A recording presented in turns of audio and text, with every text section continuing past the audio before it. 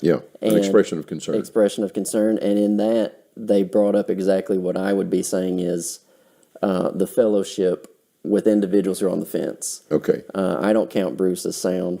I see. Okay. I think he is, while he's on the fence and he's over here at Pepperdine, we know a handful of people that when they see Bruce McClarty at Pepperdine, they say, oh, Pepperdine must be moving in the right direction. And they're not. Yeah. And I think it's just the appearance of it. And always what gets brought down to me, and so this would be moving into Wallace and B.C. Goodpasture, is there's public action and then there's backroom conversation. Yes. And so what I keep finding is conflicting actions with backroom conversations that no one gets to hear. Okay. And so it would be things like when Alan Hires takes up for Bruce McClarty, based on backroom conversations. But what I see in the open is him sharing the pulpit with Amy McLaughlin Sheesby, who is a woman preacher on staff at Abilene. Yeah.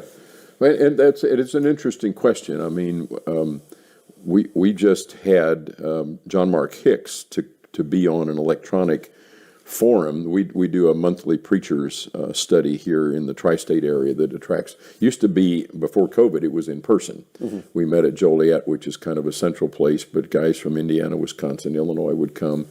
We went online, a Zoom meeting during COVID, and we attracted people from all over the place, so we've left it that way. So we looked at John Mark's book, I think in the March meeting, and I said, why don't we have him come and be on the April meeting? Mm-hmm. So we just had him, and I just had done an article in Truth Magazine a month or so before. We did an issue on progressive Christianity, and I reviewed his book as much as you can in 1,500 words. But I don't view that as me having, I mean, it's a level of fellowship. I mean, we're participating in discussion, Right. But we're clearly disagreeing with each other. And, you know, when I was on the bus with Brother McClarty and a lot of other people, including some other faculty from Harding, and we picked up some from Lipscomb, I'm frankly talking about, you know, Daniel Sommer and that controversy, and I'm talking about the institutional controversy and what happened. We go back when we were in Pennsylvania and West Virginia and talk about the Campbell controversy. So it's not like I'm pulling punches or not stating what my convictions are. And so can I say, too, I don't want to create a room where no conversation is had. Okay. My issue is the conversations of division are not happening in the open. Okay. And so that's usually what people will say back to me is they'll say, well, you don't know what he said. And my thought is, yeah, I do. I listened to the lesson. Okay. He didn't say anything out there. See, I'm so unplugged from the going back to Alan's point about we don't know each other. Right. I mean, I know I've got some data points and so forth, but I can't always connect the dots about who's talking with who or who's saying what or who's on this program or, you know, I'm a stranger to that. Okay. Well, we're at the point, and that's, you know, good that you said that. We're at the point, you had another quote. It's either in 88 or 2017. You quoted you didn't say his name. That's irrelevant. But he was a student at Lipscomb. Okay. And he had been a student at Harding Graduate. And when he finished, he, referencing conservative mainliners, he said, these people have to divide. Do you remember that quote? Yes, I do. He said, there's no way that they can keep working. So I agree with that quote. Yeah, I do too. And it's gotten worse. Like the instrumental music question, you basically have folk giving lip service to instrumental music at this point. Yeah. And so this is just for, you know, you said you don't know where we are. Yeah. So it's crazy right now that in 2023, would you have thought they got to this point? There were 4 Pepperdine speakers on the Freed-Hardeman lectureship. At this point, I would not be surprised at how far or how fast anything is moving. But isn't that surprising? Well, not really to a historian, because it's a repetitive kind of thing that happens over and over again. And I should say, I don't know if you've seen, I just did, just a few months ago, it just came out, L.A. Stouffer had a book on restoration history. L.A. was, as a longtime friend of mine, preaches in St. Louis. And the publisher asked me to write, he's up in years now, would you write a couple of addendum chapters to this to bring the story up into the 21st century? So I did, and I document what I could find of the instrumental women preacher kind of thing. I don't know if you've seen that work or not, but I've got quite a few references, so I'm aware to some degree of what's going on, but I'm just not plugged in enough to that universe to know everything that's going on, like I'm sure you do. It's substantially worse. Okay. Than I would say from 2000 or from 88, 90. Substantially worse. We were talking to the elder, Mr. Jerry, before you got in here. We don't have fellowship, and I'm using that in the same way I believe that you would. It's an Ed Harrell quote. I can only determine who I work and worship with. Exactly. So as far as work and worship go, there's going to be very, very few people inside the main line. Okay. And can I tell you, I don't view myself as partyistic to that. Yeah. We're calling this stuff out and getting, there's a note here from Russell Arrett said about Daniel Summer, don't let him in the building. Don't let him use your pulpit. Yeah. It's being told to us by students at different schools of preaching that the directors are saying, if you see him coming, lock the door. Okay. So I'm not a member of their party. Yeah. Well, and I appreciate that. And I think Ed Harrell's controversial thing that he wrote, not of his historical things, is this tract called The Emergence of the Church of Christ Denomination. Yes. And I think that is entirely correct. Yes. I know you've seen it and got it. I mean, the mainstream churches of Christ seem to me to have, that they exhibit a lot of denominational characteristics. They do. And again, stealing a page from Ed's notebook, what doesn't surprise me about this is if you look at the 19th century division, which many people see as a two-way division, instrumental, non-instrumental, missionary society, actually there was a three-way division. You get the progressive wing breaking off in, let's say, the 1890s, as I talked about. But then within a generation, say 30 years later, by 1927, there's enough friction in that group that agreed on the instrument, agreed on the missionary society, that they broke off and the North American Christian Convention begins in 1927. They have their own preacher list. They have their own annual meeting. This was what Kirshner was trying to straddle, this increasing divide in the 20s and 30s. My grandfather, to go back to my family history, was the financial secretary for what is now E91, the big mega church in the Christian churches in Indianapolis. But he left in the 1930s because he could see that drift that way, and he heard E.G. Creasy preach on the radio. A Kentucky preacher came up to Indianapolis. Yes. Back in 83. Right. So you have all these figures, and then somehow Denny Petrello's in there. Yeah. Who my only memory of that was, I did not know Denny at the time. I don't even think I'd ever read anything, but my memory of it is that he gave one of the more substantive speeches from the institutional side. I mean, there was nothing of this, nothing like Bill Sweatman or Randy Mayu or anything like that. He came prepared to talk about biblical issues. I remember being impressed, by somebody who had obviously done some homework and was willing to talk about it. Now, I don't know anything else about Denny. Right. Is he still at Bear Valley? Do you know? He is the director of the Bear Valley School of Preaching. So, if you say he did one of the better jobs, then I'm happy for him and your opinion of it. But where we are right now, there was a quote earlier about Daniel Summer when Carl Ketterside wrote about Sand Creek. His take on it was, he said, there was no option other than formal division. But where we are right now, we just have these people in the middle, these fence riders, like that quote from the young man. They can't keep working together. So individuals like Jay Lockhart and Stafford North, they would be bringing in personalities like Royce Money from Abilene. Okay. Very problematic. And so they're that middle piece. And Denny Petrello would never say one way or the other about it. Okay. And also he, basically reaching backwards, he would not comment to Jay Lockhart and Stafford North bringing in Royce Money and those characters. But he did say, but I will say this. He said, Tulsa Workshop did a lot of good. And so it's like, this is odd that you're on the lineup with all these guys in 88. Yeah, back in the day when I went to Tulsa, I only went 1 year, but that was one of the more I would call it wild and woolly workshops of all of the ones that I went to. It was I heard some pretty far out things there. Well, I don't. Everybody knows what I think as far as like I'm saying inside of. Good evening, everybody. This is What Does the Bible Say? My name is Caleb Robertson, and this is my dad, Johnny Robertson. And tonight we're doing, usually what we've done in the past is we try to get everybody primed for the interview. How are we doing?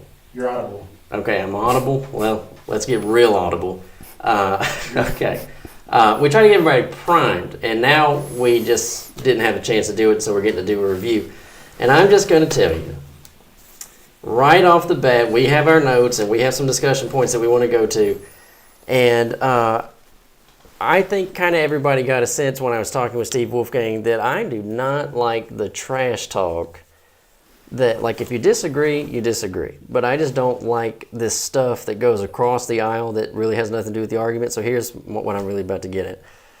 I can go talk to Steve Wolfgang intelligently about the Tulsa workshop. And when I brought it up to Wesley Simons, who's the director of the Tri-City School of Preaching, he said, Caleb, I don't have a clue what they do down at Tulsa. How? You lived through it. And used to be the encyclopedia for that kind of stuff. Oh, yeah. All these guys in the 80s, they had this stuff down because if you didn't, it was coming home. that's right. Yeah. You were going to be kicked off the next lectureship. And so we're going to have all this conversation, and it's just, if you watch the interview, you saw it at the very end. I had all those notes about Steve Wolfgang doing local work, fabulous notes I'm saying on like Steve's account, and then just staying up to date. I've already made these points about different ones that we know. And the quote was just kind of coming out into it. Michael Wyatt, he said, I just stopped paying attention. It doesn't seem like Steve Wolfgang did.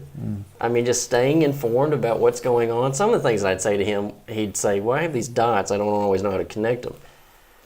I'm getting way more talking from him than I am a lot of prominent preachers inside mainline institutionalism.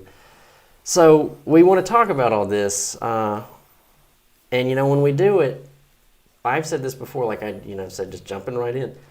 I love Wesley Simons. I send Wesley mail that he never responds to. I just know that when my phone rings and it says Simons, that I'm about to just kind of get chewed out. Wesley only calls me when he's angry. And but I love him, and this is not personal digs and stuff like that. All that we're doing with these interviews, and I appreciate the men who are participating, I want to get the young guys ready, for the games that people play. And they are nasty, they can be vicious, and all while a handful of people say, we want to do the Lord's work. Just got these politics going on. So, y'all heard the clip, and we'll jump in tonight. We want to just, update you. As we do this, we did the interview, I did it, and Dad traveled with me. Steve Wolfgang lives right outside of Chicago. All this is still cooking. Upcoming debate, does the Bible teach total hereditary depravity? Just simplified, born in sin, sinful nature from Adam. Jeremiah Nortier and I have been talking, been working. It is solidified. The debate will be November the 3rd, which is a Sunday night. It will allow for a live in-person audience. It will be televised. It will be simulcast to YouTube also. And so just as soon as we even said that we were looking at having this with Jeremiah and that it was going to allow for in-person, people from outside of the state started saying they wanted to come. So that might be possible for different people. This is set. Oh, yeah, November 3rd is set. Right. He knows it. I know it. TV station owner knows it. So if you want to get your plane tickets because you're coming from out of town, that's going to be solid. That is solid. Okay. Yeah. And so there is that. Do you want your Tuesday travel plans now? Yeah, I don't mind. As a matter Okay. of fact, I just got back from driving to Phoenix. We take all of this very personal, and I'm saying every part of the scripture. In Matthew 25:34, Jesus is talking to his disciples about being sick and being in prison. They said, when did we see you that way? initially, I went over there to check on a friend, a brother, who is sick, and he's somebody who has turned other people towards us that were in a type of it was called a cult back in the day. And so while I was over there, I just went ahead and stopped by his hero, Jeremiah Nordier. That would be James White, and videoed them. I wanted James White to basically say he wasn't going to debate. And it's like, all y'all do is talk, and then you have these guys that come in, and there's no disrespect to Jeremiah, but so on Tuesday, Lord willing, I'm going to Philadelphia, and just be upfront with y'all. I've got something on my conscience that I need to talk to Gino about.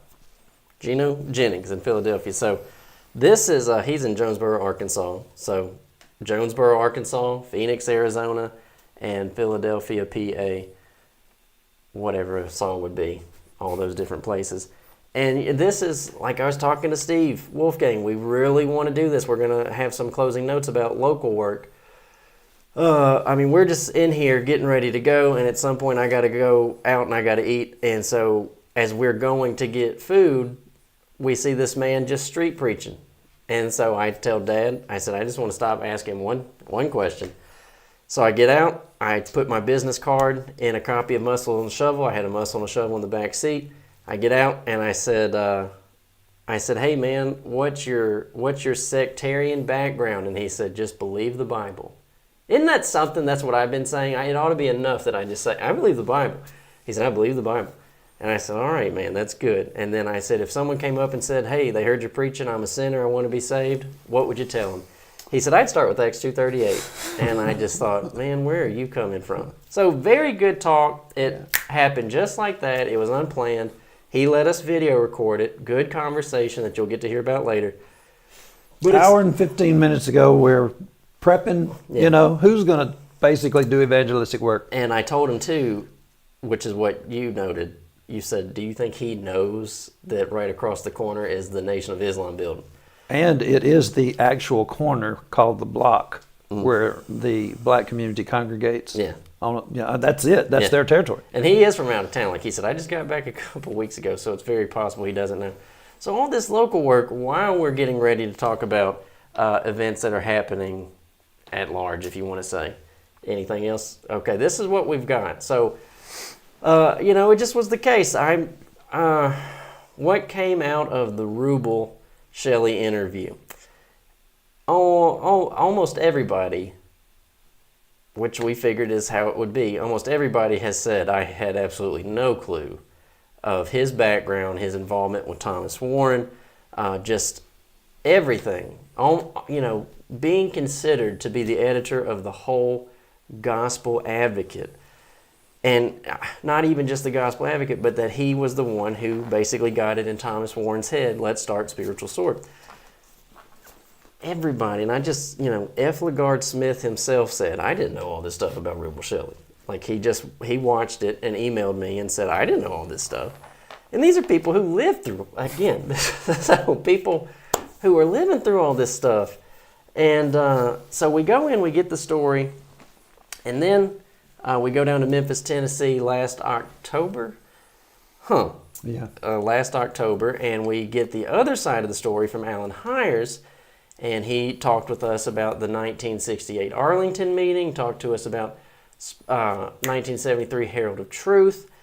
And again, I'm having people who are older than me live through these time frames, and they're contacting me and they're saying, Caleb, I don't, and these are like preachers, and they're saying, I don't know this stuff. And so I'm saying, if the older people are saying to me, I don't know this stuff, again, I'm talking to like the young crowd. You got to learn this stuff, or we're just going to do it all over again. Herald of Truth got so big that it was so big it couldn't fail, and it couldn't be corrected, and it just made this great big old mess. And so, and Alan, so when was the Preachers Forum with Rubel and Keith Mosier? 1992. 92. Okay. And the Preachers Forum with Rubel and Alan Hires at Freed Harden was 1985. Okay, that's the one that happened. I went to school in 86 in Memphis. Mm-hmm. They didn't even talk about that. Like, I did not know about it. Yeah, there's... that would have been that fresh. Should have still been buzzing. Yeah.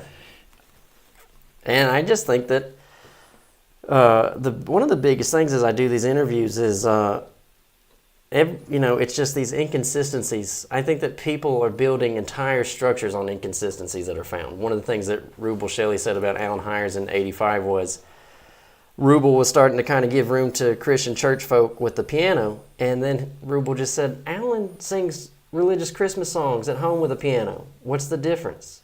And I guess no one even acknowledged that. And that's an inconsistency, which is what a Baptist music minister said to me. He said, if you guys don't worship with instruments in worship, he was like, why do you listen to Christian rock at home? And I was like, I don't. And then he said, well, that's what I Being expected. consistent, yeah. He expected that. So we get the other side from Alan Hires, and then we get the other side from Steve Wolfgang. Alan Hires, we spent a lot of time with Alan Hires where he did talk about non-institutional or antis, and Steve Wolfgang interview starts out with his quote, I don't care if you call me an anti, we're all anti something or another. And so we go and we get the other side from him. Very enjoyable. Was the elder's name Mr. Jerry? I can't remember. And it's called Downers Grove, and I believe it was. Mr. Jerry came in, led us in the building, and we were able to get all set up. And I say this too, Steve and I recorded for 3 hours. The video's 2 hours and 40 minutes long. And Steve did it for 3 hours straight, no breaks, no nothing, and he didn't even drink water. I drank water all through it. And so that's very, very good, and it's making for very good conversation. Now, I said a moment ago, F. LaGard Smith didn't know about Rubel and all of his different interactions. These are the people who are watching it. And so I would hope that people could take it seriously when I say this is for young guys. Mm-hmm. And so this isn't some people won't know who John Weaver is. John Weaver is the president of the Florida College, which, according to Ed Harrell, is the non-institution institution. And I'm taking this seriously, the interaction with them, and he shared it on his Facebook, which to me is interesting because there are a lot of if we're using these terms all across the board, there are a lot of mainline institutional folk who are closet viewers of what does the Bible say, or even the interviews, and then he just comes on and throws that out there. Plenty of people could be telling him, hey, take that down. Hey, don't you know who he is? You just on and on and on. So the preacher in Phoenix, he watches all the shows every week. They had some visitors that came in from Kingsport, Tennessee. One of them was from Kingsport. I can't remember where the mom and dad live. And they basically watched the program. The mom and dad didn't, but the daughter will now. Right. Since he basically says, don't I know that name from somewhere? And then I said, well, what's the Bible say? And he's like, man, I watch y'all stuff. And so she's just 4 kids coming in. And I asked her, did she know Wesley Simon? She said, we don't care for them. So, go figure. Well, yeah. So all this, one brother from Arkansas, and I just kind of assuming that he would be anti, I don't know. But he told me, he said, we had a whole watch party for it. So people came over, watched Steve Wolfgang with him, and then I don't know if they all sat there and watched Rubel and Allen. That would be 7 hours of stuff. But he said, they watched that stuff too. So I have to say this really quickly. I brought a bunch of books because people have asked me, what are some other ones? I can't remember who it was. Maybe it was Ed Harrell. This is a book that J.D. Thomas wrote called We Be Brethren. And somebody from the non-institutional side said that this was kind of the best attempt that they saw. Someone from the other side trying to explain their position, and I only showed that book to say... I thought that was from Abilene. Is he not from Abilene? Oh, he is from Abilene. Okay. Yeah. But just back in that time frame, they thought he did the better job. And so I said in the Wolfgang interview, I can't very well just have this attitude of I don't care about these people. They're just out there, foreign. Who cares what they're doing? And it's... Well, if you learn anything from the prophets, the attitude is God had the prophets going to the worst of the people. Man, how would you like to have been Isaiah in the time frame of Ahaz? I just, Yeah. you wearied men. Now you're about to weary God with your stuff. And then Elijah and Elisha, they were back and forth with the worst of the worst. And even Steve, I thought, and you did say something to him about that. He said, we just, they said, go play in the traffic, go home, kid. And, we just kind of felt left out. And I have a portion in here where I'll talk about that. It's just not that. So what? And to the young guys, like with Rubel, I'm sure Rubel liked me calling him young guy, but I'm talking about the young people that are listening and saw the Rubel interview. Before the show, I'm listening to Psalm 68, just a mighty triumph psalm. And in verse 17, it tells you the 20,000s of chariots and thousands and 20,000s of angels. Do you not realize who's on your side? I don't understand why Rubel why did he have to go left? And I get what was going on, the infighting and the amount of things that he published that's so fantastic. The jealousy was going on in there, and I guess in a sense, you kind of get to the top of the heap, and surely you can see down on the heap, and you know who's down there, and it's like, well, I'm not enjoying this. And he said that at the open forum and in Freed Hardeman. I'm not enjoying this. I don't like it. I've seen it done to other people. But he didn't have to go left, because the people that he doesn't even agree with a bunch of these people that he's with, especially with the hermeneutic. Well, not just that. Like he told me when I very first met him and pitched the idea about an interview, I just brought up new hermeneutics. And then he said, I never subscribed to that. And then he said, all I was saying was there are some ideas in there that are just not working. But when he wrote the book he just wrote on homosexuality, he's calling it a sin. The Bible calls it a sin. There's a number of people inside of like Abilene, Lipscomb crowd where they are big time promoting and affirming, is the lingo, affirming homosexuality, and he's writing a book against it. So all this. And one thing, too, when you said about him seeing all the inconsistencies, in the 85 Preacher Forum, if you haven't listened to that or read it, Rubel actually talks about antis quite a bit. And the thing that he was saying was, he told mainliners, he said, y'all make all these exemptions for antis. And he said, why can't you do it over here? And it's like, that was a valid question when I would say back then, antis weren't really making exceptions for the people that Rubel was talking to. I think that they were being consistent where they were. The idea of having more conversation, but they were, I do think, trying to be consistent. So I'm trying to take this very seriously, and I'm saying for the sake of people, caring about real conversation.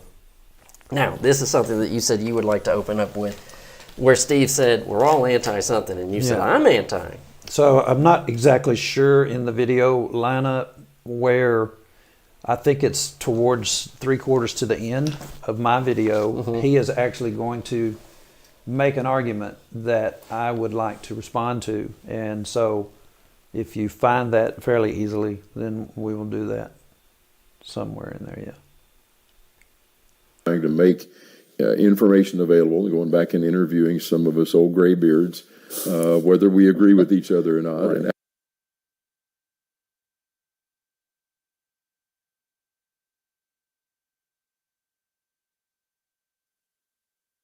anti-mission, you referenced Leslie Diesel Camp in Nigeria. It just had to do with how do we do this work of the church. Yeah. So that's does a local church do its own work, or do we organize in a sort of a hierarchical thing with a sponsoring church, or a missionary society, which is essentially what a sponsoring church arrangement is? We just change the labels instead of it being a... So that's just not so. The idea that a sponsoring congregation is just a renamed missionary society. I am anti-overseeing congregation as I can get. It is absolutely anti-scriptural. There isn't a scripture anywhere that that puts forth the idea that elders are over those that are not among them. And in my particular case, I was 8,000 miles away. I had spent a year raising my funds, and the last thing that I wanted to happen is for, to me be questioned on finances after I get over there. And so what I ended up being questioned by were the elders that were supposed to actually be keeping things honest. 2 Corinthians 8, 20, 21, that's what the sponsoring congregation is doing. Mm-hmm. And when I would explain it to, I had to leave a congregation because of them meddling in what we were doing, in the sense of they thought that they could be over us out there. So I did have to change from congregation. But then the next time when I explained to them, no, this is what the Bible says that is going on when Paul is moving funds, gathering funds, and they're being moved. I just want you to tell what is coming in and answer folk that make charges against me. And so they said, so you kind of want a glorified clearinghouse. That's what you want us to be. And I'm like, yeah, I want you to be between me and the funds, but you don't get to tell me what to do in an area where you can't see and you have no idea even how to operate in a foreign country. And so, I am certainly opposed to that. And I'm opposed to the idea of making the two synonymous, overseeing and sponsoring. And so maybe he agrees with me if we're going to say it that way. Well, that's what I was fixing to say is it's unfortunate because, and it's not just this conversation, so many people will actually be saying the same thing a different way. And it's like, essentially people have to stop and say, well, you're using different words than what I would use. And it depends on what you mean by X, Y, Z. Mm-hmm. And it's, it does come down to basically, at one point someone's going to say, is it authorized or is it not? But then someone else is going to come in and say, it's not just like it's random God said so's. There's reasoning behind it. And so certainly if you're looking at 2 Corinthians 8, Paul says, I'm not going to be the one carrying the money.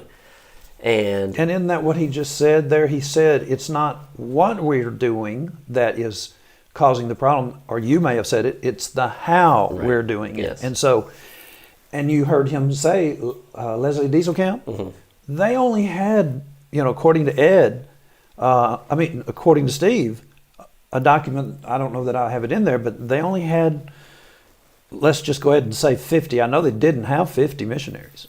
And it's like, well, it's because y'all don't know the how then to be able to support these guys. And so it's like you said earlier too, well, the congregation that you're sending the money to could be dishonest or whatever. So can the missionary. Yeah. And so, let's kill all of it. Not only first I'll say not only is it Paul in 2 Corinthians 8 saying, I'm not going to be the one holding the bag, but we all got a really big note in the book of John, Judas is a thief and he held the bag. And it's like, if I'm going to just kind of have people disliking me, maybe let me take one other thing out of my mix, that they're not going to be accusing me of this. And so and that's what I said in the interview to him. It's not like anybody was unconcerned about orphans back in the day. But it was, how are we going to do it? And the money. And it just is odd. And not all solutions from either side. Some of them were just laughed at. I don't know. I read recently that someone said, Yater Tance, what was his solution? He said, put 2 boxes in the foyer. One for individuals, and then I guess the other one would just be congregational contribution. And that's, at some point someone says, hey, we're kind of just doing the same thing. We're putting money in a box and it's going to go somewhere. So, but with what you're saying, if we could go back to this, you had to re-raise your support. I did. So, when you say, all they're doing is clearing the fund so that people know I'm trying to be honest with the funding, they just, to be exact, when you're in the Pacific and you're working, alongside of Robert Martin and Randy English, what was it what island were y'all on where they said this person's going to do the teaching, and the locals were like, we don't want to hear them. Well, one of those places was Hawaii. Mm-hmm. I went out of Hawaii, so did they, but they all went to the Hickam Air Force Base, which is a very liberal congregation when they went through. I was not worshiping with the Hickam Air Force Base. So Lori and we ended up going out to Waipahu, different locations to try to find somebody that identified with us as opposed to these these folk that are, just coming and going. And so lo and behold, there's a Samoan that was taught at Harding Graduate by Thomas Warren. And it's like, and that's not really the reason. It was it was a very sounder congregation. It was local people, people from Samoa, people from Micronesia and Hawaii. And so I told them we were having this big discussion about fellowship anyway. Mm-hmm. And they were talking about getting rid of me in Atlanta. And so they all came over to Hawaii and we had a meeting. And so on Sunday they said, where are we going to meet? And I said, well, I'm not going to Hickam. And it was like, even if you send me home, you think you can send me home, I'm not going to Hickam. So we all go over there to Waipahu. And so that's where the elders said, we're going to have Steve Weiss preach. It's like, these people have been begging me to do a meeting, and I didn't take the time to do that. And we get over there, and they don't want to hear Steve Weiss. They want to hear me preach. Yeah. And so, did you? No. That's what I'm saying. Yeah. That's the kind of control that was going on. Right. And so, you do end up in like someone just, that's who you end up parting ways with. Yeah. Just the idea of, is that Forest Park? That's Forest Park. The idea of I'm an eldership in Forest Park, Georgia, and I get to come in to a Hawaii congregation and state who's teaching is just absurd. Right. It was absurd. Yeah. That's just, and it's disrespectful too. They wouldn't have done that at Hickam. Yeah. For sure. Uh-huh. Because, the Americans wouldn't have put up with that. So, but you go into a group of Samoans and Hawaiians and these American guys. Yeah. Well, I mean, what you said a moment ago about antis and the amount of missionaries they had, they didn't have very many missionaries, is not necessarily a plug for institutional missionaries, because it's like what you just said is, we'll just throw autonomy out the window when we want to, which is where the antis say, yeah, they will throw out autonomy whenever they want to. They just came in, and it wasn't like that was an isolated incident either, was it? No. And, the list that you can see on there, that long list beside Lori, those are the churches that were supporting me in the Pacific. And, you can see all good. $50, $200, whatever. There were churches all over. There are 7 churches in Ohio and West Virginia, including Steve Higginbotham's dad's area. The Moundsville, the Hillville Terrace ended up being where the School of Preaching is for West Virginia School of Preaching. Is this Nesbitt right outside of Memphis? It is Nesbitt. And so... and Munford. And Munford, all over South Haven. All these individuals are basically supporting me. And here's the thing that I would respond to with Steve. Steve said that basically the institutional folk end up just saying, you guys, y'all go play in the street, kid go home, whatever, and we felt isolated. I didn't feel isolated, and I didn't write a single thing. I'm saying the stuff that I allude to on these different gatherings, people, I know they say, well, we never heard this. Well, so... actually, you lost friends because you wouldn't tell. That's exactly right. It's like you come out of a scuffle, you want to go back to work, you don't necessarily want to like ring a bell about it, and one of those, a Forest Park character, he basically starts saying to you, well, what's going on between you and the elders? And he was in D.C. at the time, yeah. And I was in Waldorf, which is Maryland. Our Maryland brethren. Yeah. So it was like, just come over and tell me what's going on.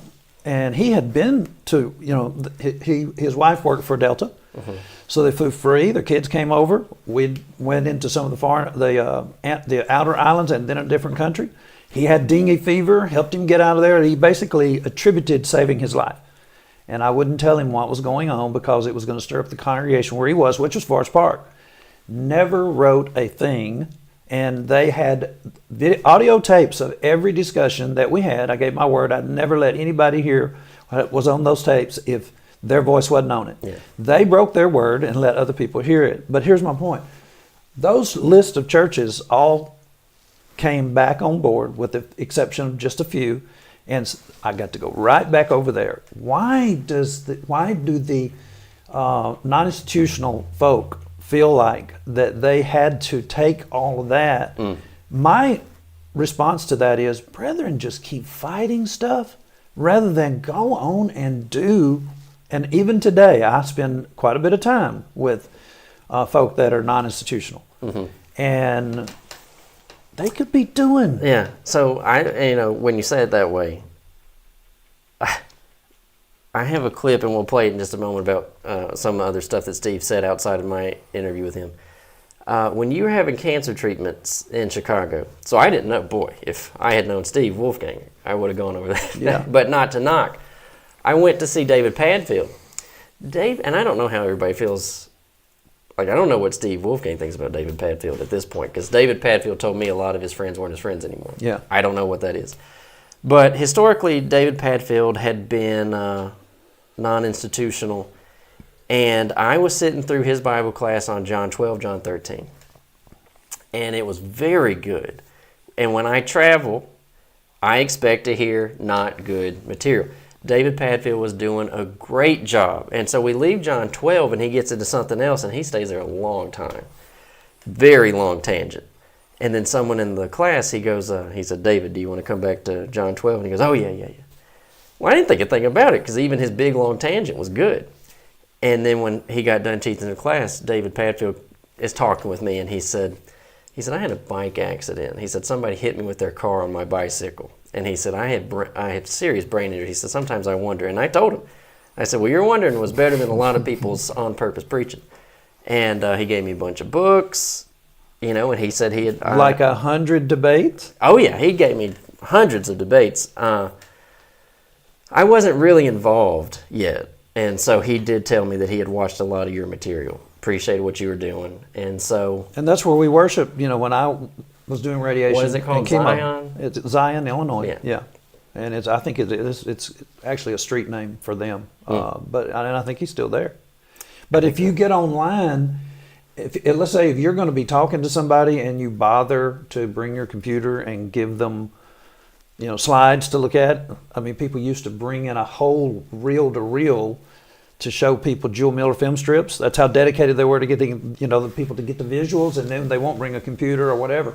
He has some of the best PowerPoint slides. I mean, there's just absolute. You could put just copy and paste and put yours together, and it is unbelievable. He's used them in debate. And so those are people that are non-institutional that have been very kind to us. Yeah. And I want people to get to hear Steve say this about the fellowship and just general conversation. They could make me preach the service. They wouldn't like what I said. So you probably be best not even ask me. John.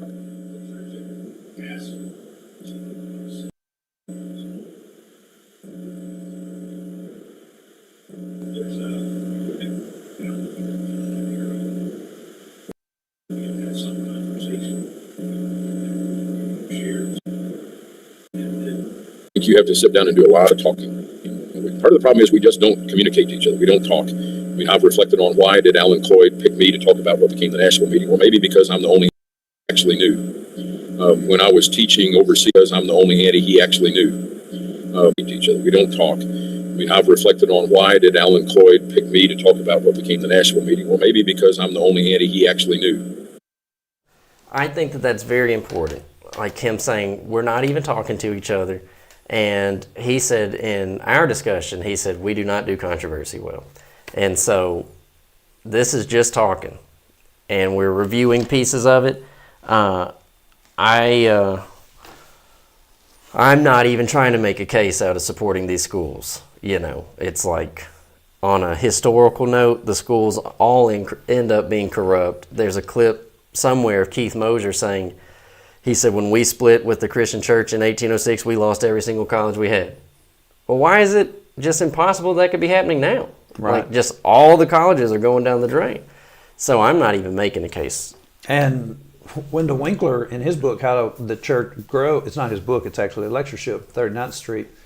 And it's how to make the church grow. He actually did the stats or got the stats, and it's like we grew 135% in the next 20, 30 years after that split, without the schools. And it's like it comes back down to that same thing. Why aren't we doing something? And so one non-institutional preacher, and I'm just going to say, he's at West Cartersville in Georgia. I'm friends with a young man down there that we're trying to help him see the institutional side, if you will, but it really wasn't. I'm trying to get anybody to see anything that's going on. Now I'm talking about his preacher. I go down to visit him, and I have a Bible study with his mother. That guy is 20 minutes to 30 minutes away, the preacher, and he's never been over to his mother's house, hasn't had a Bible study with any of them. We're evangelizing. Jonathan Geist is who it is. He's put up this video against the Rome, Georgia congregation. Fantastic work. Very revealing to anybody. And it's not just about Rome, Georgia. Right. Oak Hill. Yeah. It's about GBN. It is about Keith Lancaster. And this guy he is a young guy. He's your age. And he hasn't been trained in this. And that's one of the best presentations, and most preachers wouldn't go in with 5 elders and take them on. And at the end of it, one of them just ended up, the one that was really guilty with Keith Lancaster. I guess I need to repent. He said, absolutely you need to repent. Which again is like, how is that crazy? I mean, that's kind of what we're all doing is like, I'm going to give you some information, and a good-hearted, soft-hearted person says, thank you. It's like Garland Elkins said that. Yes. You're talking about somewhere Garland shouldn't have been in front of Curtis Cates, and Garland Elkins says, no, Johnny's probably right. I shouldn't have been open. I thought I could do some good at the West Coast lectures, but as it turns out, all he did was basically make a bunch of liberals get to say, well, Garland Elkins still comes over here. Yeah. And so one of the things too, I've already said this once, I want to say it again. Somebody just thinks, well, like, boy, y'all just digging into Steve. No, I'm not. No. And it's like you had said before we got on here, if when we're talking about doing something, you said if all of the non-institutional people were doing local work like Steve was doing, that'd be great. That's right. And so, as a matter of fact, that is the answer. Yeah. He didn't just stop because they said, go play in the traffic. Yeah. He continued and just has we could spend the whole, you didn't really even cover all the things that he had done in a 2.5 hour interview. And they invited us back. right. So, yeah, he just great local work. And some of this too that we're talking about, I don't think that he's really going to have a problem with a lot of the stuff that we're saying. And well, if you go to that video and see if the first of it isn't him actually talking about why he did that 1988 Nashville meeting. And non-institutional. I mean, it's not a one-way street in terms of attitude. That's certainly true. But it is also true that the levers of power in the Brotherhood in the 1950s were with the institutional individuals. And basically, as I think I say in my tract, they were sent a message: go play in the street, play in the traffic. Yeah. We can live without you.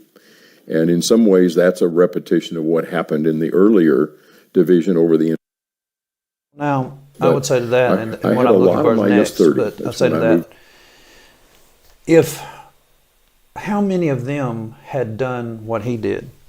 And what we're going to see in just a minute is he basically got that meeting together to show his students what other individuals were doing that had said, go play in the street, what they were doing now.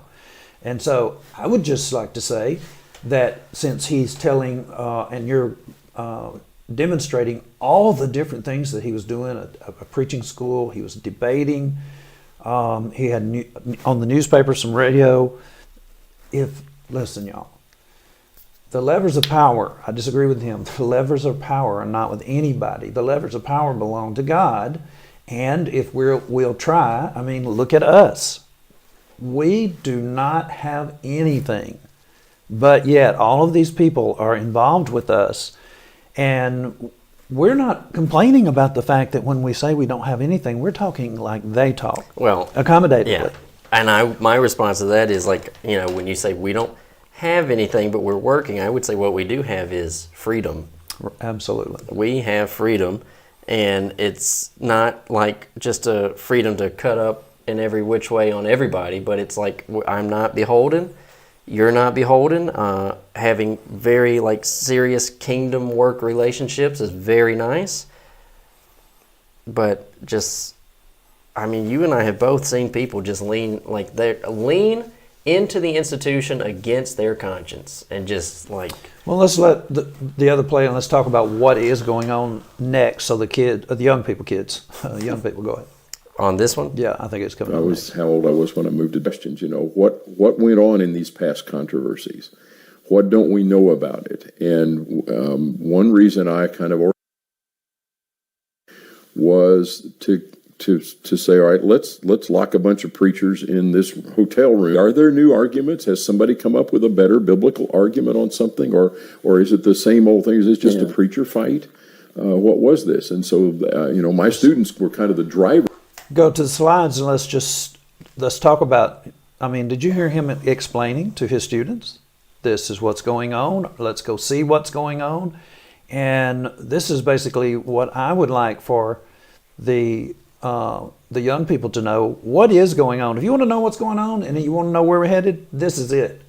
This is, I'm not going to name this guy. He's from David Lipscomb, and he's basically talking about church growth strategy.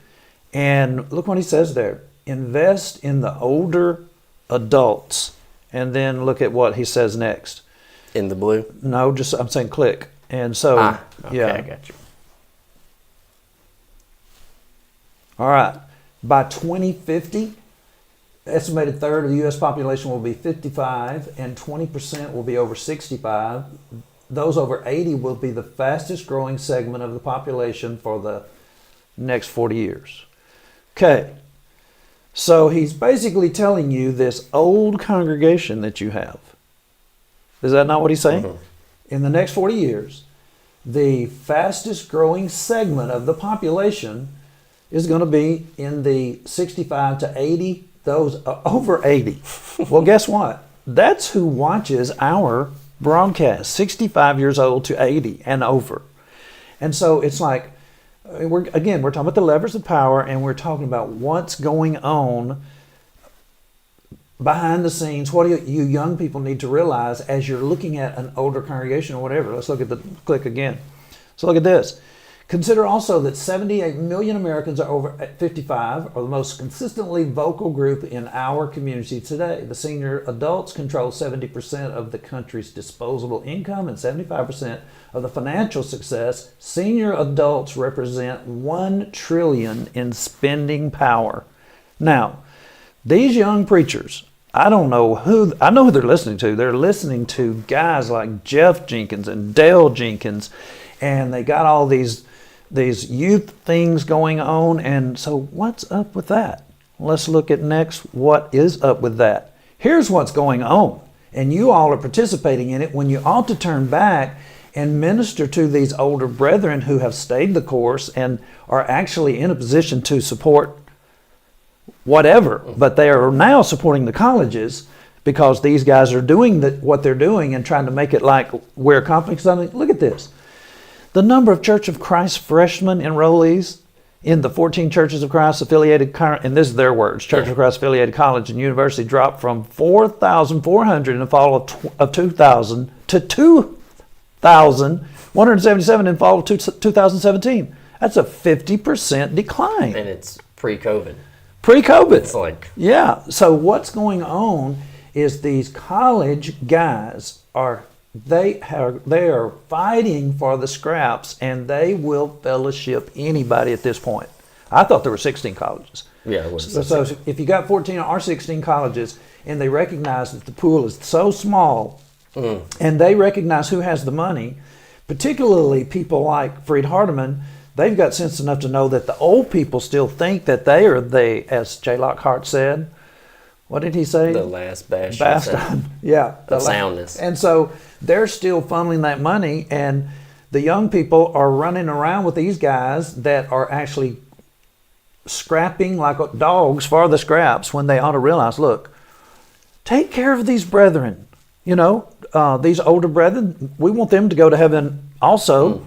Preach your best lessons, build them up and strengthen them, and then give them the information. Let's look at some of the stuff that's going on. I mean, literally, this is the thing that gets me, Caleb, is like Steve said. He said that he would go to Tulsa Workshop. He would go to these different places so that he could stay informed to a certain degree of what was going on. He got the 88 Nashville meeting together so he could show his young students what was going on. And I'm saying that it is a task. Yes. And would you say he convinced them that it was worse than what they thought? Oh boy, yeah. So when I asked Steve about were those guys unrecognizable, it was funny to me that he said not unrecognizable, he said because it has to be gradual. Well, Ed Harrell has a quote somewhere, one of his talks, where he talks about the 88 meeting, and he does not say gradual. Like, when I said unrecognizable, Ed Harrell has a quote where he says, give those guys a couple of years, they'll be Unitarian Universalists before long.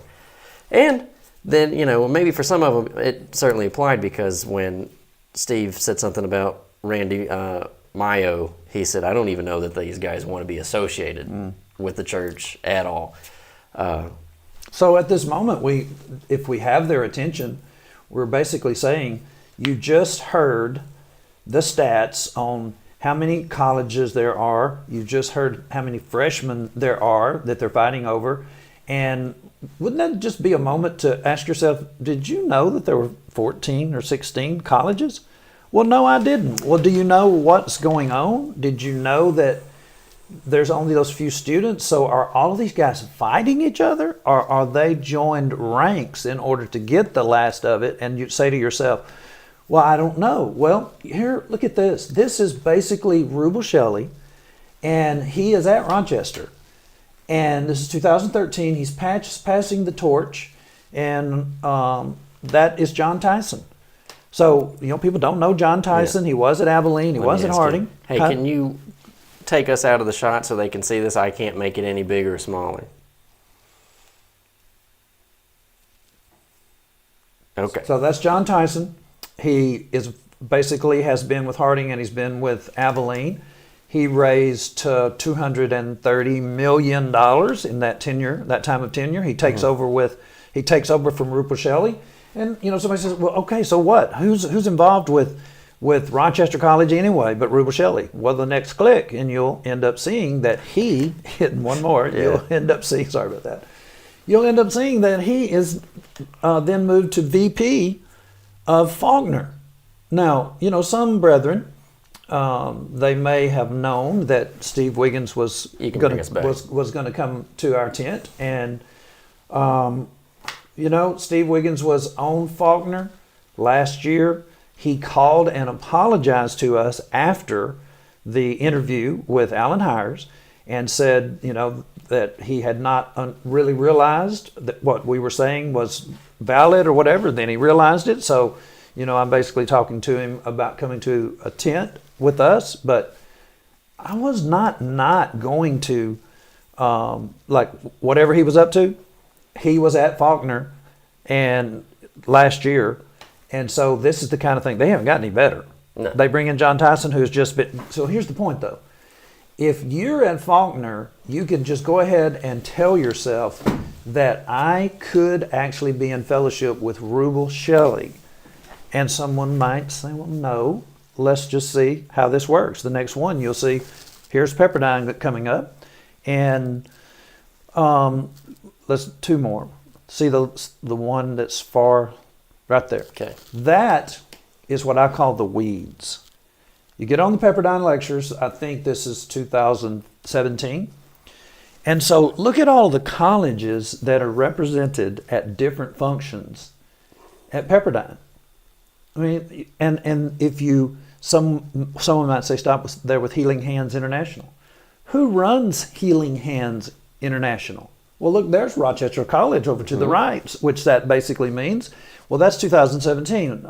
John Tyson wasn't there in 2017. Do you think they weren't there in 2013 and 14 while he was at Rochester? Absolutely. World Bible School, World Christian Broadcasting. You know, that's where we got in with Milton Sewell and started asking him, are you going to put your name on something with Royce Money and all these different individuals? He said, you know, as long as it's for evangelism, I'm going to do it. There's York College. And Denny Petrillo was at York College, maybe not at that time frame. Youth ministers over there to the right. Yeah. You know who that is? That's David Skidmore. And so these guys, they don't realize that all of these colleges. Someone who, like, you're going through this and they're like, what? This is really not an excuse anymore. They're saying, well, I don't know a bunch of this stuff. Who was it that was telling you, was that Milton Sewell, who, like, Milton Sewell said, Jerry Rushford wants to come to Freed-Hardeman. I would not let him. Did he mention Royce Money?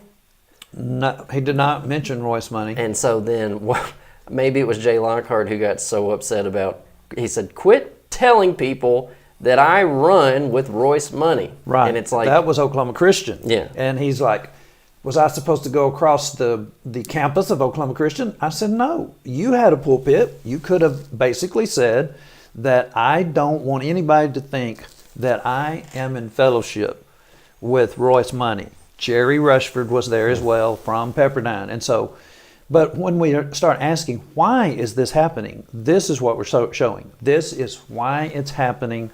They're all putting aside their issues, and at least they're pretending. They're kind of keeping their little party together, but at the end of the day, you can see them. They're all there together. And someone says, well, I don't see Freed-Hardeman. But you see youth ministers over there. That's Jeff Walling, and that's David Skidmore. And David Skidmore was at Freed-Hardeman, 2 years ago, and at Winterfest at the same time. So you just have to do a little bit of research. As you said, the weeds, like... and I say that because that's when you're looking at the lectureship, you don't see this part. Well, what I was going to say is another layer of weeds is when they have the president's meeting. Yeah. Freed-Hardeman goes to that. But this is in the brochure, but you have to kind of go to the back, and you used to would see, and you know what got me on it, Caleb? It was Mac Lyon. That's where I saw Mac Lyon at Lipscomb in 2001. He was back there in that section, had his booth, and they had it listed. There was 20-something false teachers, well-known, verified false teachers on that lectureship that year. And the congregation where I was preaching was sending people to Lipscomb. And they were basically saying, there's Mac Lyon. You're not saying anything to Curtis Gates about Mac Lyon. That's when I ended up getting marked by the Memphis School of Preaching. But the thing is, that stuff is just the same as fellowship in any sense. They're back there having meals together, and it's get to know your fellow colleges and ministries. Since you said it that way, the meals and whatnot. So, if people listen to the interview with Steve Wolfgang and I said fellowship, I said to him, I'm using that in the way that I said I'm sure you would, and Ed Harrell said it. I can only determine who I work and worship with. So this is a 16-page document that Ed Harrell wrote. Not everybody liked it, and it's called The Bounds of Christian Unity. There's 16 articles to it. So if my memory's correct, and I've already said this to you, Ed says work and worship, and I said, but there is a third word that the New Testament uses, and Ed did not use it. I'm not saying that he was dishonest. It could have been very easily oversight. The third word is company. And Paul says it multiple times. 1 Corinthians 5, with such a one know not to eat, don't company. 2 Thessalonians 3, don't company. So it's like work and worship. Well, can I go play 9 holes with these guys? Because it's that's Memphis School of Preaching with the preacher and his dad, who's been withdrawn from back in the day when y'all were in there. Right? Barry Grider. Barry Grider. Yeah, and he made no bones about it. Exactly. He just told the class, I'm going to go have Thanksgiving meal with my dad who's in adultery. So, all this, and in the interview, Steve said the institutions form a life of their own. And again, that's why I'm saying to young guys, there's just a limited amount of jobs, like Stephen Ford just left Arkansas and went down to Florida, and he's working with the Florida School of Preaching. He's preaching in that congregation, and it's like, I mean, if there's 14 colleges is not even a realistic thing. Let's talk about preaching school locations. You're not going to be the preacher at Forest Hill Irene. Like, just go ahead and kind of mark that one down. Like, you're not going to get that job. And so our guys, and I know that they are because I hear them say it. It's like, some people have told you this. I thought I'd be at a school by now. Yeah. Hey, man, small potatoes. A school is small potatoes. It's like you could just be out doing a local work, and go to a school and say that you're going to go for a week to class and see the students that they are actually letting in the schools today. Yeah. You would not, I am just saying, you would not, I want to spend all my time around these young guys. No, you wouldn't.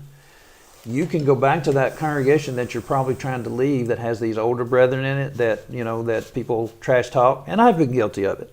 You know, I've been guilty of not giving as much importance. Now, that would be, you know, I'm sitting here just being convicted for a moment just to think what I have thought. But I do know this, the people who take care of us come from that age group.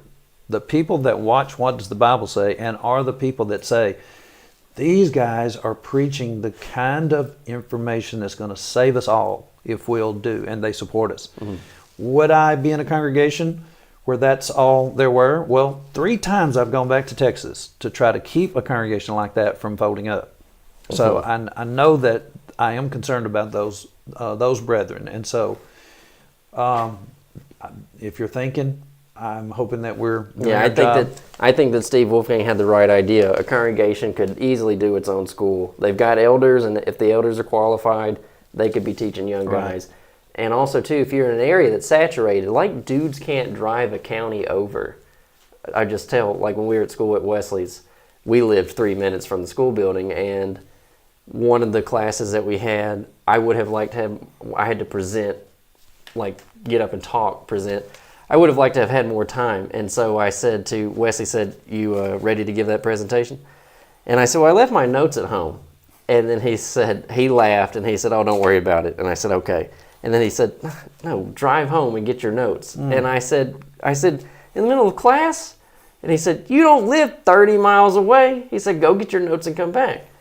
Well, if you're doing Steve Wolfgang style and you're just teaching a congregation, you could be pulling dudes from 30 miles away. Well, point of fact, you actually had a job 3.5 hours on the weekend away from the school and would come in every single weekend and preach and do TV. At times I do TV. And then turn around and go right back again to the school. And so, I mean, people can do what they want to do, but for sure, the non-institutional churches do have a history of mentoring a student at a time. An older preacher, a seasoned preacher will just take in a guy, they stay 1 or 2 years, not youth ministers in any sense of the word. So, well, we're at this marker. We're an hour in, but I want to play some clips to the way, because Steve kind of went out of the way of the conversation, and it was good. I don't have a problem with that, where he just said, I do want to talk to you about some of your fellowship ideas. And I don't really think that my ideas are too foreign to his ideas. So this is what he says he's going to, I think this is the article that I brought up about him going into Europe and doing some teaching and handing out Bibles. Listen to what he says here, and this is directly about fellowship.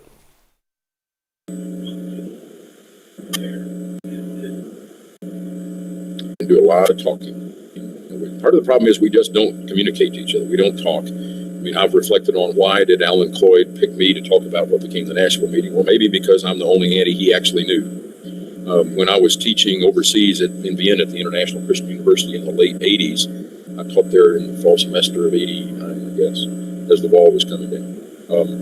And I taught them American history, and I said, I will come and do this. I will not charge you a thing because I don't want to have any financial fellowship with you because I don't agree with church support to teach any financial fellowship with you because I don't agree with your taking church support to teach your Bible courses. But what I will do is I'll insist that you give me a couple of sessions to sit down and talk with you about, and it became pretty clear. I mean, I was talking to the president and the dean and so forth and some of the faculty. I'm the only real life anti they've ever met.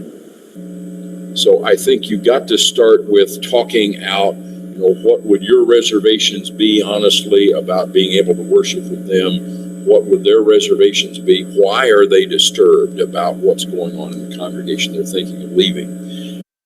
A lot of people would hear that and say, well, boy, Steve, that was sure a good way to start things out. I mean, he told them up front, I don't want to have monetary fellowship. So, I don't know, like the idea that the monetary fellowship really stood out, and then where I'm saying is, I think a lot of us need to look at that word company, to not have company with. So I think he's being very serious. Like he tells them, I'll come, I'm going to teach history, I don't want to have monetary fellowship, and then he says, and I want extra time, which is like telling everybody, I want to use your brain more than you thought so that I can articulate these ideas to you. And he just says that's what everybody's going to have to do. And he and I and you, we are all talking about the same people. This would maybe be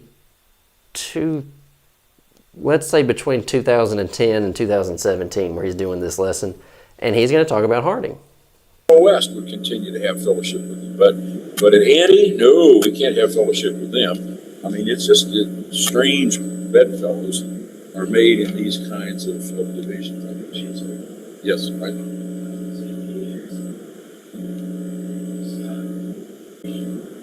That's right. So you need to get with the program, Mike. Well, anyway, I wanted to get up a little bit. This is Abe Mallerby, no longer with us. He's deceased about 2012. But his credentials are impeccable. He's a South African converted into the preaching days, which is narratival and anecdotal text. So we're true, but it is not. That one, I'm going to do this one. Yes. What did you do? Right now, people are getting to also see the Dallas meeting. I brought the book. You can find the book online. So when I said about we're talking about the same people, so this is Ed Harold, and he's absolutely going to say Abilene. So here we go. And I believe that the venue for division in the Restoration Movement has always revolved around how one reacted when elevated issues were raised. I think people react in three ways. Some say we're going to stop doing what's being done because it violates the hermeneutic. There are others who say the hermeneutic is wrong. And if you want to know about that, all you have to do is go to Abilene next weekend. In 90, he's just full out saying Abilene is the problem. And the hermeneutics that's coming out of Abilene is the problem. So why would we then, if it's a problem and it's sinful, why would I just, in a laxed kind of way, have company?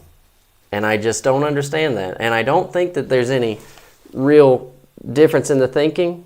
So in 1990, the church in Clarksville, Texas had already split over Abilene, Oklahoma Christian, and Harding. They were not wanting to send their kids to those three schools, and they were willing to split as a result of it. And guys today are still thinking that Harding is, I mean, there was a switch that took place somewhere. Oh, yeah. I'm saying, when did people just say, well, okay, Oklahoma Christian's okay, we're going back there? And I mean, I basically know when it was, but it's for another show. It's Dave Miller. Well, and this was, he said, if you want to hear about the bad hermeneutics, go down to Abilene. And then this is what he said about, I really wanted us to get to do that too. He is going to respond to Hardeman Nichols. Hardeman Nichols says, now wait a minute, Ed. A lot of people used to believe like you, now believe like us, and here it is. It doesn't matter. But the question is whether these things matter or not.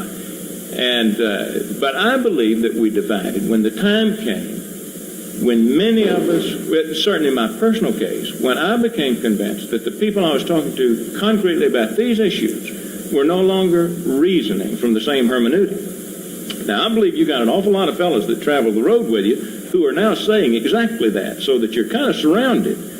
And on our side, I'm saying that you violate the hermeneutic, and on your Now that's exactly what I'm saying, and I will tell you, whenever my nephew graduated from high school, and he can tell me when that was, that's when I first read Dallas Meeting, and I didn't know who Ed Harrell was then. And I will tell you, I was more just disgusted by the institutional argumentation more so than I was even impressed with Ed Harrell. And it's like, I really like Ed Harrell material now, but boy, they asked horrible questions. And so when he said that when you're talking to these people and what did he say, they don't use the hermeneutic anymore? The brethren we're talking to, they all know that guilt by association is a absolutely valid. Yeah, the way he just said it, the people you're traveling with. That's right. Yeah. And so the reason why they were splitting back in the 90s and the 80s, this was 85 when they had to split in Clarksville, is because of the principle of the people that you associate with means that you are fellowshipping, you're accompanying with them, and you're involved in supporting them financially, just all of that. And now, Caleb, they're trying to make the case that that's the most idiotic thing they've ever heard, but they can't do it. I mean, they all used to do it. So have they changed their hermeneutic? And probably a bunch of them are saying, well, what are you talking about hermeneutic? We're talking about the means by which you determine what's authorized. So some of them will have changed. Yeah. And some of them, as I said to Steve, I said, I don't think that everybody's dishonest. I said, but some people are just not as informed as they ought to be. Mm-hmm. So for the people who are just acting like guilt by association is just ridiculous, they don't even know that this is Leroy Garrett, Stone Campbell movement. But Leroy Garrett, they probably would not, like if I said, are you guys doing unity and diversity? They would probably say no. Mm-hmm. But then if I said, yeah, but are you doing fellowship without approval? They would say, yeah. Yeah. Classic. You're Leroy Garrett. You're fellowshipping and you're saying that you don't approve of them secretly or not openly, but yet that's impossible. And how insulting to the other side. For real. Like Don DeWell didn't like that stuff. No, and neither did Stafford North. He wanted to know just flat out. He said, are you telling me J. Lockhart is distancing himself from us? Yeah. And I'm saying, absolutely. He said the last bastion of soundness is Freed Hardeman. Not Oklahoma. Not Oklahoma. Yeah. Yes. So here he says, the people you're traveling with, that is the idea. He said, you're surrounded by these people, the Abilene types. And so, yeah. And I tell you, when I was reading the stuff that they were saying, whether it was Adrian Doran or Hardeman Nichols, it just wasn't good. And whoever asked Ed, are you loyal to the Church of Christ or to the hermeneutic? He said, I'm loyal to the hermeneutic. Because you won't have an idea of what the church is without a hermeneutic. But this is, let's let him say this part. On the other side, there are people who are saying the hermeneutic doesn't work if you do the things that you do. So it appears to me that that's the point that needs to be addressed, and it will be addressed here. Ed, do you think all of those, though, have been aligned with what you'd call us? Have not some of those that have left the hermeneutic been aligned with you, brethren? Shall I give names? Oh, no. That's just my way. I was sure glad to see him go. Now, that's my point. And that is Hardeman Nichols. And he was a liberal. That's just all there was to it. We're talking, they're not at the Brown Trail School of Preaching or the congregation in Bedford, but he was there at one time in the school, and they were having people on a regular basis that were coming in from Abilene or people that had been on Abilene and had been on Oklahoma Christian, and that's exactly what they were doing. Well, I would happily do round 2 with Steve Wolfgang. But if we didn't get to really talk about some of this stuff, it blows my mind. Just you're in 1990. I don't understand how Mac Deaver wasn't on the lineup for the institutional side. I was not impressed at all with the institutional side. Just he may have been kept out like altogether. Didn't he just debate Pickup Jr.? Oh, well, I don't know who he was doing it, and Roy, had a number. Mac debated David Padfield. I don't know. Okay. I don't know when all that happened, but it was just, what's the oldest man's Well, name? Mac was responsible for the split in Clarksville, Texas. Right. So these guys would not want him on a roundtable thing like this in 1990 Mm-hmm. because that split was in 85 or in 86. So, Global Music's not there either, if you notice. Yeah, And that's exactly, yeah. he was involved with the split as well and telling brethren that they should split. Well, it's an odd setup. I think that kind of the people who maybe would have been in charge on that side in 1990 were Johnny Ramsey. Right. Johnny Ramsey going back and forth with ACU. Right. And it's like Ed said, y'all are traveling with ACU, and they're the ones promoting that style of hermeneutic. So, I'll come back to some more in just a moment of Steve Wolfgang quotes. So, everybody is dealing with this, and this is why we're talking about it. And I would say at this point, surely no one is going to, accuse of favoritism or anything like that. It's like we're talking about all the spectrum. So, when F. LaGard Smith said that he watched the interview, he just said, my thought process is not even on these people's continuum. And it's like, I don't even like the idea of this continuum. It's like how the left, the middle, the right, and it's like, and what I'm about to present is everybody has the same problem. I had a young guy from Harding, send me an email once, and he said, maybe he was misunderstanding now that I think about it. He said, why are you like so exclusive to the Church of Christ? And now I'm starting to think that he meant a name, because I'm a member of the Church of God. Mm-hmm. And I said, well, when I read my Bible, there's one church. I just went through it with him, and he was like, that is totally foreign to me. And so I just said, tell me 5 books that I should read. And it was like Francis Chan, Rick Warren, Wow. and And he's at Harding. yeah, Wow. just right in. And so this is what I'm saying.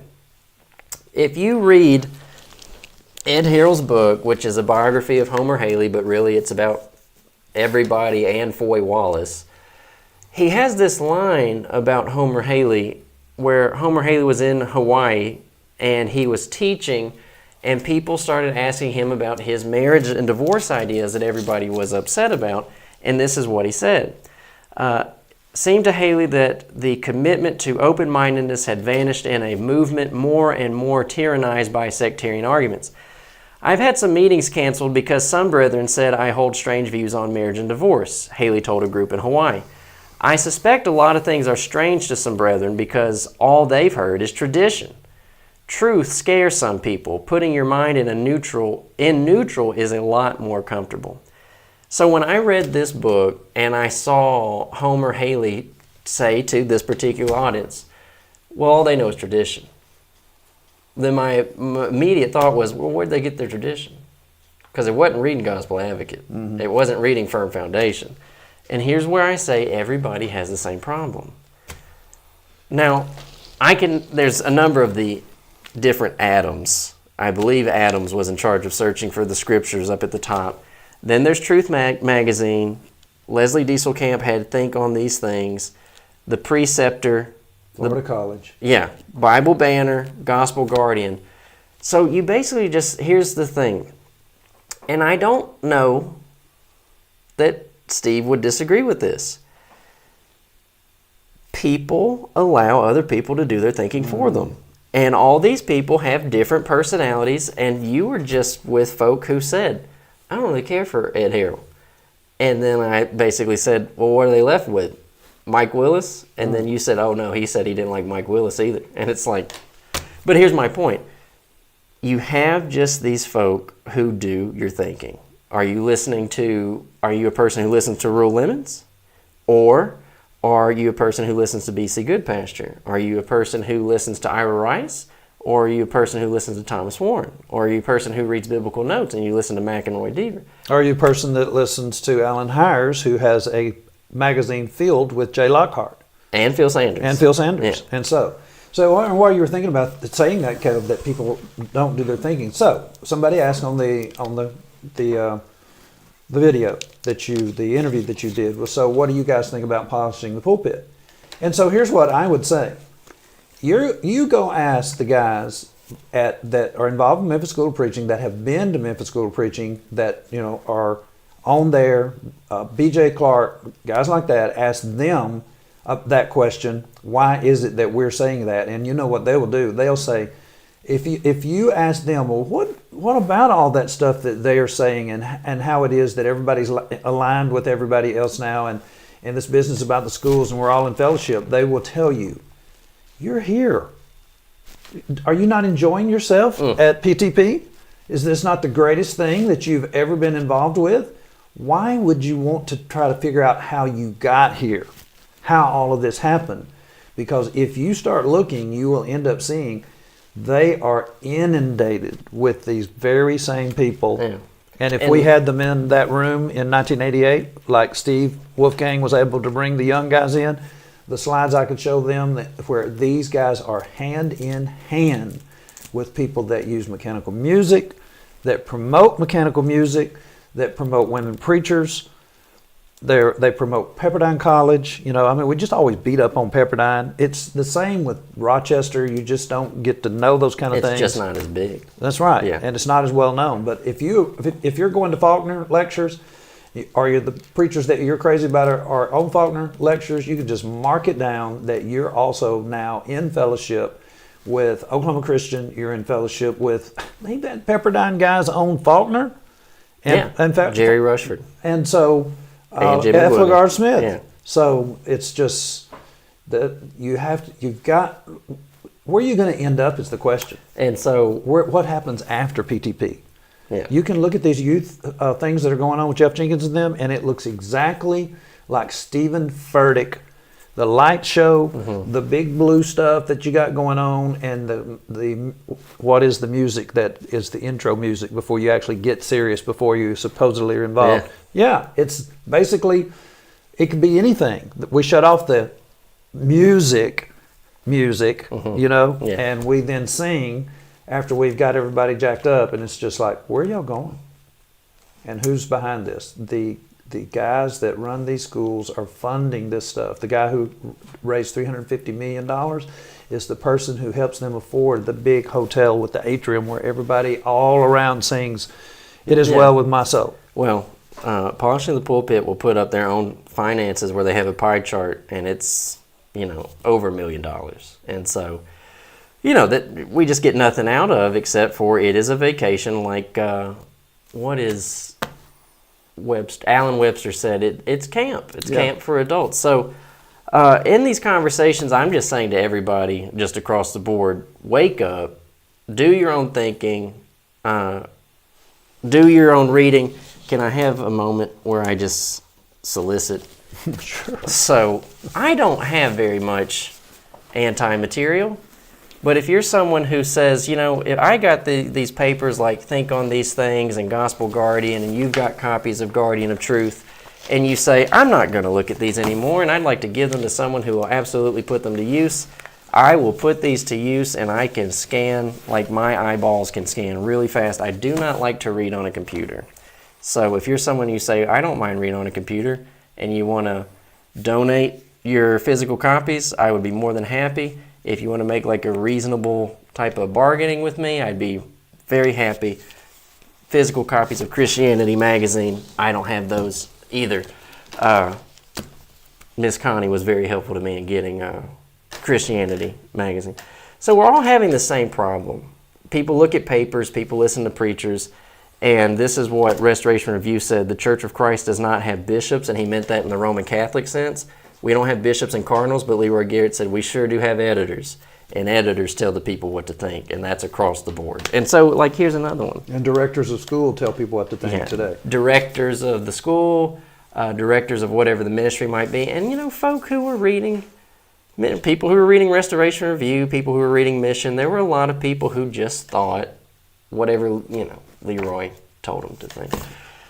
Or Abilene put out Mission. So this is some of the stuff that we were talking about earlier. This is, I just kind of get lost in the conversation of, even in the Dallas meeting, if I, and I'm sitting here saying, I thought the institutional side did a horrible job of their presentation. Now that I'm saying that again, I can't even imagine what 88 looked like, because I told Steve I can't find 88 audio or video. If somehow 1990 was better than 1988, then boy, I can't even imagine how bad it would have been. But I do want to say this. To me, it just sounds like jargon, semantics. So here's what it is. I asked Steve, because I quoted his article, 10 Things You Need to Know About Those Orphan-Hating Antis, and I said from his article, anti is not a catch-all for any and everything when someone has an opposition, and yes, that's the correct idea, it's not this catch-all. And I said it just comes down to, what is the work of the local church, how do we do it? And so this is basically what gets said from one of the sides. A collection of individuals gave money to an orphan's home run by Christians. So it's Christians giving money to other Christians to take care of orphans. And then someone else says, a congregation wrote a check out of the treasury to the same orphan's home. It's 6 one way, half a dozen another. It's money from a Christian's pocket getting to the orphan's home. Nobody is saying we don't care about the orphans, widows, whatnot. It's the same thing. It's just a step difference. And it's not even, I was asking that question to Alan Hires. He was saying the issue couldn't get left alone. And I said, well, you don't say that to Christian church people. Just don't do it for the moment, and I'll be okay. And he said, what's different? It's not even like that. It's not like it's going to be right in front of us and I'm participating. It's the exact same thing done a different way. I mean, I can't play a piano more than one way. Yeah. That's just it. It's money from my pocket going to the same people. And here's the next one. You already quoted this one. We don't know what the sponsoring church is doing once we send the money to them. You don't know what the missionary is doing. Just because you send it directly to him does not change that people can be dishonest. It's like one man could dip into a fund, and a sponsoring congregation could basically tell a missionary, hey, you're getting this X amount of dollars, and they're just taking dollars for the local congregation or who knows what. What we're talking about is dishonesty. Well, the missionary, they're basically saying to it, centralized power, that the sponsoring congregation is going to be telling the missionary what to do. Who is so blind not to think that people that send money to the missionary, I mean, a guy quit supporting me in June because he didn't like something that you said in one of the shows. And it's like, it happens all the time. Oh yeah, so you're saying it would be concentrated power by the individual. Yeah. Yeah, so it's like I don't have one congregation telling me what to do. I have one massive supporter that I have to worry about offending. Or 10, yeah, for that matter. Yeah. And that is exactly how it goes. So it really is, when it comes down to it, it is your determination to truly believe that you can do what God wants you to do in several different kinds of settings, and you can be honest about it and you can control it because you can. I mean, that's exactly how we have worked all these years. Is we have worked with individuals that we would end up having to pull out from, and I'm saying congregations that had the funds. Yeah. I have yet to be involved, I'm not saying it can't happen, but I have yet to be involved with a congregation that would literally take the funds and do something else with them instead of sending them back to wherever they came from, and saying Johnny doesn't have, as in the case of Forest Park, Johnny doesn't have a regard for us anymore. The congregations others have said, what you need to do, Johnny, is you need to go ahead and write the check and clear out the bank account that we have with you because we're not going to be involved with you, that kind of thing. And so, which, it is possible. The whole schism having to do with Ira Rice and Max Miller had to do with the fact that they were going to take Ira Rice's money. Somebody says, it's not Ira Rice's money. Well, Ira Rice raised it for the Lord's work in Singapore that he was doing, and he knew that those brethren were at the point where they were going to lock down, freeze, or whatever, or even the possibility. And what was that going to do? It wasn't going to. He was in America. at the time, but it was going to stop the work that was being done. So I was no problem with him clearing out that account so that other individuals who didn't raise it, who were not concerned about it, and were just fighting like Max Miller. And, so these things can happen in any setting that you come up with, including Judas with the bag. Yeah. And so, and I mean, so these two things that I put up there, they might hear this and say, that's a very tired old analogy, whatever. But I mean, I do think that that's just what it comes down to, is a collection of people had the same goal in mind: take care of kids. Which, one thing, if we can just have a moment, like you said going in, you don't even like that idea of just boxing in kids, and Steve didn't either. So even then, it's like someone says, okay, we're throwing money at something, what are we doing? And someone might say, I don't even think it's worth supporting anyways. Maybe.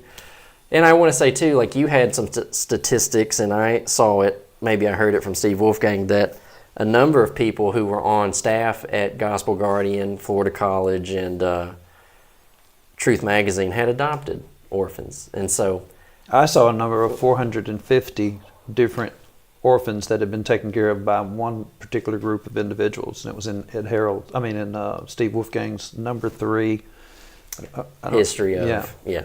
So those, I mean, they absolutely deserve to get that credit. So how about, do you think you have it in you to explain this? So we have done quite a bit already, and if I can, this is what Steve said in the interview. Churches, they not only don't know this, Denny, they don't know Bear Valley, they don't know what that is. What all of us are essentially concerned with is what's going on in the local congregation where I work and worship. Yes. What's happening in the brotherhood, whether the NI brotherhood or the I brotherhood or whatever, is only occasionally marginally relevant. And often what happens is, when somebody comes into the congregation and begins teaching something that is either wrong or at least different, that's where you begin to get flashpoints. So can I say to that, what can I do about it? I know this is what's going on, but he won't put it out. So of course that is going to happen. Well, the other thing about, since you brought it up, about, any controversy, not just the thing with Edward, a lot of brethren don't care about something until it lands in their backyard. Yeah. So that some of us who were writing, I wanted to talk to Steve for these points. He has good local work, and he is saying this stuff doesn't become important to people until it comes home. Well, that's what we're saying. It's like, people hear us talk about these lectureships and conventions and whatnot. They're like, well, what does that have to do with me? And we're saying, when it comes home, you're going to recognize. So I wanted to say this. This is Virginia, Roanoke, Collinsville, Ridgeway, and we'll get to this in a moment. I just want to ask you, you don't have to spend too much time on it. Do you remember who the first person was who ever called you a liberal? There was an anti. That's right. And it's like, and so this is all over the place, right? And I had, and I told you this, I was down in Texas, and I was raising funds, and I came across a congregation. I didn't know that they were non-institutional. And I was talking to this man who was doing some construction work in the building, and his thing to me was, he said, have you been to any other places around here? And I said, yeah, a couple. And he said, well, how's it going? And I said, oh, I'm going to be preaching down the road at such and such this upcoming Sunday. And he goes, Bible class? And I said, yeah, I'm going to teach Bible class. And he goes, do they have Bible class? I said, yeah, I'm going to teach Bible class. He goes, we don't want that. And it was just like, okay. That's still not necessarily at home, but this is. So I've got one more that I want to say about local stuff. Games people play. We have a local preacher who's non-institutional, and he came to the tent meeting, and I really appreciated that. I do kind of think maybe he stumbled in on it not knowing what it was, because he was new to the area. But he came in, I sat with him, I told him I appreciated him coming out, and just visited with him. And he came back more than once, but at one point I tried to give him this book, and it's a history, Stone Campbell movement. And I said, hey, it was just a gesture. You came out, which people normally don't. Like I'm saying, congregations in this Yeah. area just don't help us do Yeah. evangelism. I said, you came out, that meant something. I said, I want to give this to you. And his response was, he said, well, thank you. And he said, but I just tend to read my Bible. And I thought, all right. And I said, well, it's a good history. And I said, this guy, I said, he does take a more liberal take on a lot of stuff. And I said, but it's a good history. And he said, well, the Bible is the only thing that's going to be solid. And I said, well, if you don't want to read that book, I said, then maybe read Ed Harrell's book. And he goes, Ed Harrell? And I said, David Edwin Harrell. And he goes, oh, Brother Harrell. We love Brother Harrell from Florida College Lectures. Yeah. And then I just thought, I thought you just read the Bible. Yeah. And for me, if I can say it that way, I felt the way that Steve described about Rubel's response. Rubel, where are all your people? And he said, oh, they're out helping orphans and AIDS patients. And he said, it was kind of like a dig. Yeah. And it's like I don't read my Bible, hello, just because I'm offering you a history book. So this is it. This is local work, and this is essentially some of the boiling points when you were working in Collinsville. People kind of know that the Martinsville congregation is a result of a split, but what was, like, as I have it here, there's Ridgeway, off to the side would be Chatham Heights, Collinsville, where you're working, and then up in Roanoke, y'all are having what, like a men's retreat? Well, we had every year is just a type of men's retreat that whoever was hosting the host at the men's retreat would have the meeting, would have a gospel meeting. So Collinsville that year was the one who would be hosting. We'd all go to this park, or camp, and we were hosting it that year. And Gary Hampton, he was the person. I don't think he was with Southeast at that point, but Right. I just have that up for reference right now. yeah. So Gary Hampton comes. He's going to be preaching our meeting, and so everybody comes to that central location camp, and not Ridgeway, but all the rest of the brethren in the valley, and from just a lot of brethren from a lot of different places. And so we're basically discussing Nehemiah and the difficulties that were associated with trying to get the work done, and the people that would try to interfere, and are there people like that today that we wouldn't allow to work with us, and things of that nature. And he just basically tried to stop the question and answer, because you're actually a person coming to a gospel meeting, and you think you're going to take over our men's retreat? And so I was in charge, and I'm like, absolutely, you're not going to do that. And so it ended up that the elders at Salem were basically saying, we don't have to check the people that are coming to our meeting. And I'm like, Dan Winkler just came to your meeting, just did y'all's meeting, and he was at Ohio Valley right before that with Larry West. And they just said, it's not our job. And so our brethren were like, it's not your job. You are the shepherds. And so consequently, after that retreat, we go back to Collinsville, and he's the preacher. And I'm not attending the meeting without correcting him. Yeah. And so basically, they ended up firing me as a result of that. And so here's how I have it on, and when I said it to Steve, these guys just say, well, I'm just like in a local congregation, I don't see how this matters. And I said, when they come in and try to change everything is when it matters. And then Steve said, and Annie could not have said it better himself. Yeah. Gary Hampton coming into this just men's retreat, then coming to the meeting, and it's the same thing. The Collinsville congregation, when Micah was at school at Memphis, they wanted to send Micah back to Collinsville for, what do they call it, campaign. Yeah. And Micah was like, back home we don't even have fellowship with each other. They marked us. Right. And they take in everybody that we ever practice church discipline with. And all Billy Bland could say is, I understand how that could be a problem. But they send money to Memphis from Collinsville. And so I have it this way too, because it wasn't just like you're in Collinsville and you're having to put up with nonsense up at a collected Roanoke Salem men's retreat. But you also had the elders at Collinsville were allowing people who were non-institutional to come over from Ridgeway and Chatham Heights to different events. And all you said was, to my knowledge, was they're coming in and whatnot, and you said, just ask them if they're going to start teaching you're in sin. And it was like, is that naive of those elders? Like, they didn't even think that these guys would want to educate? Like, they're going to come in and tell you? And when the elders at Collinsville asked, they said, yeah, give us a chance, we're going to do it. That's exactly right. And Tim Shoulders was the preacher there who ended up going to Olive Branch from Collinsville. Yeah. And he was the one that was actually naive enough or whatever, numbers oriented, because we had a bunch of antis that ended up coming over. Yeah. And they were not understanding what was going on either way. They just liked Tim's shoulders. Yeah, and so you so- had a congregation filled with just all kinds of different ideologies. So can I say this too? Growing up, all the antis around here ever talked about was eating in the building. So it's like, I have to be honest, like if some folk who are non-institutional, Steve Wolfgang said, I don't care if you call me an Annie. If you're watching this now, I wasn't growing up with cream of the crop antis. You know, it's like, even Steve Wolfgang said, I don't care, like me and you have an office in the building. He said, these guys bring in a donut and a thermos. I don't care. The local preacher for one of the non-institutional congregations, he said, 2 men can come in and have a biscuit. 3 men can't. I was like, where did you get that idea? When we have a tent meeting, he said, you can give water to your door knockers. You can't give them Coca-Cola. And he just pulling the stuff out of thin air. So, And the guy that was at Ridgeway, his dad was a professor at Florida College. I His didn't name know was that. Jamie. I can't remember what his last name was.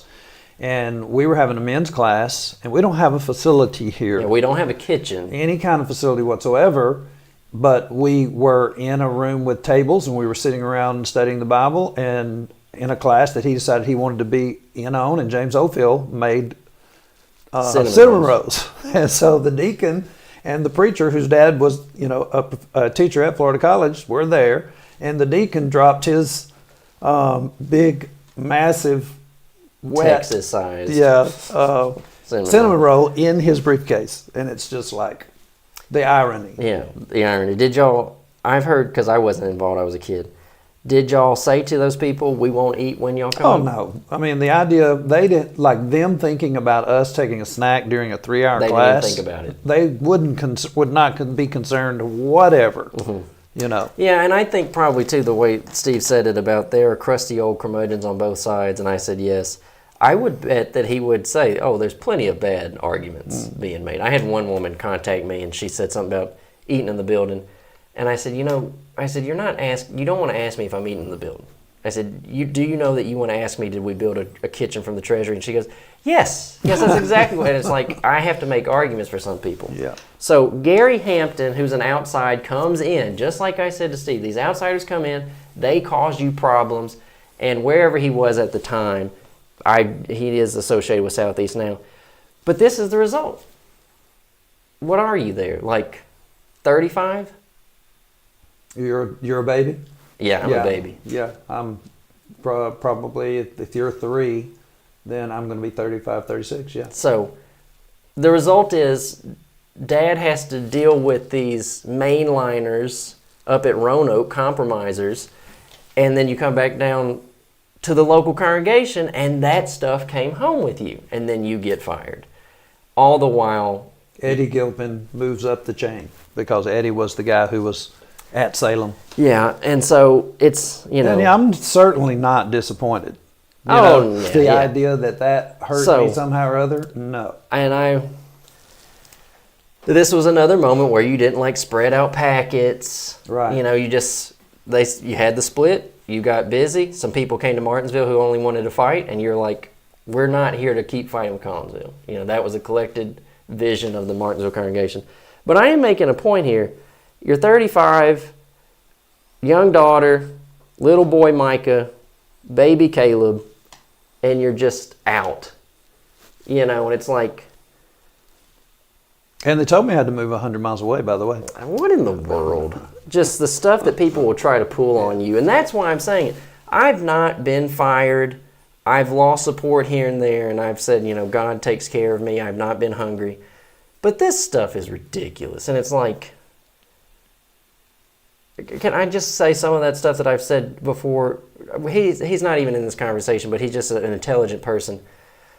The idea that Kerry Duke is underneath the elders that he's underneath is an absolute daydream. Like, Kerry Duke is not underneath that in any sense. Yeah. But here's the thing. It's like you take somebody, and I'm just saying, picking an individual, you take a Kerry Duke and you put them underneath some of these elders, and they just say, you know what, we're sick of Kerry Duke. And what can you do? And the option is you can split Yeah. and just go do evangelism. And so, And I was on a television program, and they went across town and told the guy, "We pay, we say," and he said, "I own," and Johnny Robertson is going to stay. Charles Rourke. No, it Oh? was the other guy, Bill Wilson. Yeah, that's before Charles asked me to come over, and it's just like the audacity of them to come over and tell a guy who owns the TV station, you know, this guy's out and we're not paying anymore. Yeah, and then another crazy thing, who said to you, these elders try to tell the preacher where he has to live, and they said, y'all tell the deacons where to live? Yeah, that was John Chandler. Well, okay, so it's like, right, the stuff that y'all are just going through. And I feel for you, man. That's why I'm doing the interviews. I feel for you. And the line I had with Rubel was, these guys who think they're going to climb to the top of the ladder, once you get to the top, there's only just get kicked off. Here's the result. And I'm saying, young man, get fired, young kids, and you come over, and this is the early Martinsville crowd, I guess. How many of these people in this picture, how many of them do you think used to be anti? Let's say 2. Okay, Gene? Gene and James Patrick's in there somewhere. Yeah, right there beside you. And so one of those guys was an elder over at the other congregation, had been an elder, and then, you know, the rest of these people are basically, they're converted. Yeah, that's James Oakfield and this Grady. He was an elder. At Collinsville. Yes. And he came over during the split. And the folk from Salem came down to Collinsville and begged him, Grady, don't do this, don't do this. And he's like, this is the kind of preaching and evangelism that I have wanted to be involved in ever since I became an elder. And he had resigned because they wouldn't do anything. Yeah. And he just said, I'm not going to be involved in the joke with y'all. That's right. This is Joey Nichols. Who knows how young he was in that photo, but he preaches every Sunday now. And I would say the same mindset of, you know, what Steve Wolfgang was doing back in the 80s and the 90s. Joey has not been to preaching school. He's just someone who has tried to be serious and is doing a really good job. And it's like, you know, you just don't need a piece of paper to do the Lord's work. I do, like, we'll have another one. You said the rest of them are just converted. Ronnie Martin Was convert. Now, the guy right next to him, Clark Nichols, came from Collinsville, and Alvie next to him did too. So what was Ronnie converted out of? Nothing. He just was a heathen. I mean, and that's what he said. Yeah. And how about Ray Reynolds? Ray, his wife converted and from the Christian church. And Ray basically said, I will go to hell before I be rebaptized again. And so in 6 months of hearing the kind of preaching that we were doing, we couldn't have kept him from obeying the gospel. And this is Wade's brother? Yeah. What's Wade his name? Key. I don't remember Wade's brother. DJ? DJ, that's right. And what were they converted out of? I don't know, Catholicism maybe. They were from Maine originally, and then, you know, somebody from Colorado called me and asked me would I go and study with the woman, Wade's wife. I can't think of her name, Jill. And they said nobody in the area will respond. We studied with them for a year. Yeah, and I was a little kid. It was like, just, you know, that was my childhood, was him driving however far away. I just remember Madison, Mayodan. And which really is not that far. Not now. But yeah, but when you're a kid, it's like forever away. And we'd go play with their little boy, Morgan, and just be there. And so here's another one. Some of the same people. This is Mike Howard, and local convert. Do you know what he came out of? Apostolic. Okay. He moved from New York City. And then this is Elijah. Yeah. Do you know what he was? Nation of Islam, something of that nature, yeah. And so some of the same people, and then newer faces. And this is a note too, and can you tell what I'm doing is I'm doing local work. Like, this is why we talk to Steve. Yeah. Local, like, you can talk about brotherhood issues, but you got to be doing local work, and Steve Wolfgang was doing local work. So when you got fired at Collinsville, it also wasn't just getting fired. Did you not get put on the outs at that moment then? Because did Rod Rutherford get you into Collinsville? He did. And so now it's like, well, if you're splitting Collinsville, we said that was a good congregation. Yeah. And Tim Shoulders went to where he was at Olive Branch. And so Tim is really the perpetrator. And that's what we're saying about these guys who don't tell you what's going on. Oh, yeah. They just let you come in and inherit that kind of stuff. And so I'd already been marked by the congregation in Atlanta for splitting their work in the Pacific, Forest Park. And so then 2.5 years later, which I said I was going back to the Pacific anyway in 2 years. Well, they begged me to stay, and I stayed 6 more months and got fired, and then got marked. And but still, we ended up going back to the Marshall Islands ultimately anyway. So Well, my point is, you got fired, and it's not like you even got to say to the school, "Hey, I got fired over here." It's just like, well, what'd you do that for? And so, I'm saying these are the notes on local work. Steve Wolfgang, Danville Church takes step towards breaking racial barriers. We had that in the interview. That was 1989. This is the obituary for Sammy Adams in 2006. And it says the memorial will be held at Saturday at the Martinsville Church of Christ. Johnny Robertson and Steve Hetherington will officiate. And you taught, is that correct? You taught Sammy? Mm-hmm. So Sammy obeys the gospel, and his wife obeys the gospel, his brother-in-law obeys the gospel, his other brother-in-law obeys the gospel, his daughter obeys the gospel, and what? Niece and nephew. Niece and her husband. Yeah, nephew-in-law. Yeah. And another, Donald. Yeah. That's his brother-in-law. Yeah. So 3 brother-in-laws. And she obeyed the gospel first, and they tried to make him a deacon at First Baptist East Martinsville, your friend Charles Whitfield. And so then he eventually obeyed the gospel. Right. And so the Martinsville newspaper did a story on the local congregation in Martinsville because it was one of the most integrated congregations in the area. And the reason I got that confused is because you said in the newspaper, Sunday morning is the most segregated hour of the week. Right. And so you can look at the picture and you can tell, it's not like, this is an old picture. It's not the best quality. That's me in the back with too long of a haircut. But Nick, that's my childhood friend, Sheila's son. So you got all these people in here, salt and peppered in together. And it's just a multiplicity of like Baptists, different kind of Pentecostals, apostolic, just atheists. Yeah, is that, would that be Brandon in there somewhere? Yeah. One of them is a Roman Catholic, former Roman Catholic. So, and it all came from controversy. Yeah. One of the things that when I was looking at the old newspapers, we all know newspapers used to be hotter than they are, but I mean, you were in the newspaper, people were writing you up in the newspaper, and I guess whoever back then had sense enough to know that the controversy creates readership.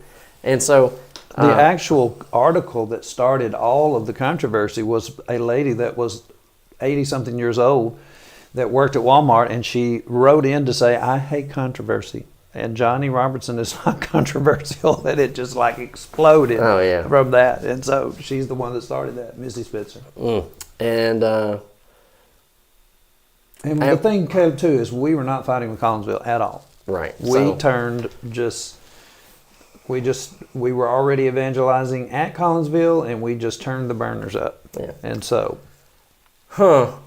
Well, I think I have, then it was another one. So, Steve Wolfgang's older than you, and I can't remember what the dates were that he said he was working down in Atlanta, Georgia before he moved to Kentucky. And he said, I was working with a lot of black Christians down there, and that's when Ed Harrell wrote that book, White Sects and Black Men in the South. And there's just a bunch of people who wouldn't even care. Yeah. And so when you were doing work in Danville, Virginia, the first convert in Danville was a black lady named Neva Lee. She's died. Her granddaughter went on to become a woman preacher, and just, beyond Neva.